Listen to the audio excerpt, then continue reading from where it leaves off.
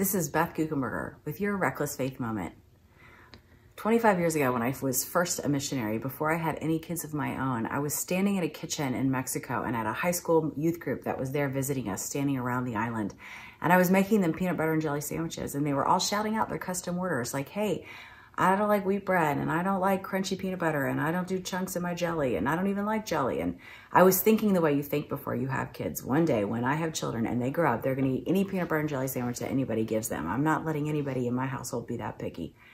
And as silly as it sounds, when I began to have children, one week I would buy wheat bread, one week I'd buy white bread, one week we'd do crunchy peanut butter, sometimes creamy peanut butter, sometimes all natural peanut butter, all kinds of jellies. I just kept intentionally buying all the different combinations so that no matter what version of a peanut butter and jelly sandwich somebody served my children, they'd be happy to eat it.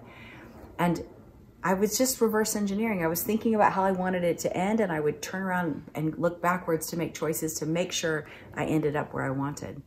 When I think about my Christian life, I think about, like, how do I actually want this all to end? What do I want to be said about my life? What do I want to say was important to me?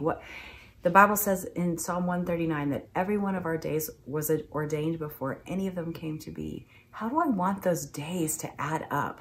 Once I know the vision for how I want the life I want to lead here on this earth and the work that I want to do, then I got to reverse engineer and start making decisions today so that that is where I land. The Bible will go on to tell us in Isaiah that before we take a step to the left or the right, we should ask the Lord which way we should go.